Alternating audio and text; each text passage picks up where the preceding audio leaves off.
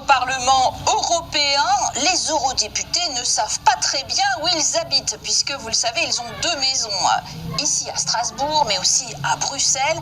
En tout cas, ils se préoccupent beaucoup du logement des Européens. L'habitat relève essentiellement de la compétence des États membres, mais la Commission et le Parlement européen s'en saisissent désormais car l'heure est grave. Ces 8 dernières années, les prix des logements dans l'Union ont enregistré une hausse de 48% en moyenne, tandis que les loyers ont, eux, augmenté de 18%. Oui. La crise du logement frappe toute l'Europe. À Paris, Berlin, Madrid ou encore Amsterdam, se loger devient de plus en plus difficile, même pour les classes moyennes. Faut-il construire plus de logements pour résoudre cette crise? Ou au contraire repenser totalement notre manière de vivre en ville? Dans cette vidéo, on décrypte les causes profondes de la crise du logement en Europe. Pourquoi les prix explosent? Les limites de la construction massive. Les alternatives possibles pour un avenir plus équilibré. Une analyse claire, complète et accessible pour comprendre un des plus grands défis actuels. Imagine, tu travailles, tu gagnes correctement ta vie, mais tu ne peux toujours pas te loger. À Paris, Berlin, Madrid ou encore Amsterdam. Le logement devient un luxe. Les loyers explosent. Les logements manquent. Et les jeunes, les familles, même les classes moyennes sont poussées hors des centres urbains. Alors une question s'impose. Faut-il construire plus, à n'importe quel prix? Partie 1, une crise qui touche toute l'Europe. La crise du logement en Europe n'est plus un simple problème local. Dans des pays comme la France, l'Allemagne ou les Pays-Bas, la demande dépasse largement l'offre. Pourquoi? 1. Explosion de la demande. Croissance démographique dans les grandes villes. Urbanisation massive. Arrivée d'étudiants, de travailleurs internationaux. 2. Prix en hausse constante. À Paris, prix au mètre carré parmi les plus élevés au monde. À Berlin, loyer presque doublé en 10 ans. 3. Pénurie de logements. Manque de construction depuis des années.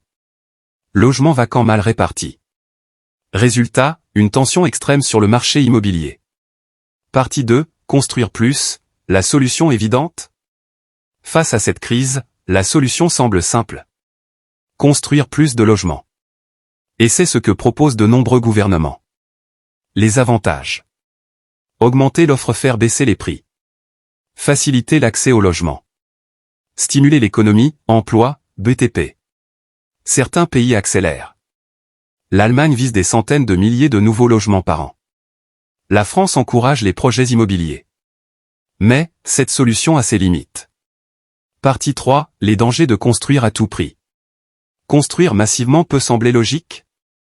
Mais cela pose de sérieux problèmes. 1. Impact environnemental. Artificialisation des sols. Disparition des espaces verts. Augmentation des émissions de CO. Construire plus égale souvent polluer plus. 2. Urbanisation incontrôlée. Dans certaines villes comme Madrid ou Bruxelles. Étendre la ville égale plus de transport. Embouteillage. Moins de qualité de vie. 3. Spéculation immobilière. Construire ne suffit pas si les logements sont achetés par des investisseurs. Ils restent vides ou deviennent des locations touristiques. Exemple, Airbnb. Dans certaines villes, il réduit l'offre disponible pour les habitants. 4. Mauvaise répartition. Construire, mais où? Trop loin des centres. Sans infrastructure, écoles, transport. Résultat, des logements, mais pas adaptés. Partie 4, les alternatives à la construction massive. Construire oui, mais autrement. 1. Rénover plutôt que construire. Réhabilitation de bâtiments anciens. Transformation de bureaux vides en logements. 2. Réguler le marché. Encadrement des loyers. Limitation des locations touristiques. 3. Repenser la ville. Densification intelligente. Logements sociaux. Écoquartier. 4. Changer la logique. Le problème n'est pas seulement le manque de logements. C'est aussi leur accessibilité. Conclusion. Alors, faut-il construire à tout prix? La réponse est non. Construire est nécessaire. Mais construire intelligemment est essentiel. Sinon, on risque détruire l'environnement. Aggraver les inégalités. Créer des villes invivables. Et toi, qu'en penses-tu? Faut-il construire plus? Ou changer complètement le système du logement? Dis-moi en commentaire. Et abonne-toi pour plus d'analyses sur l'actualité mondiale.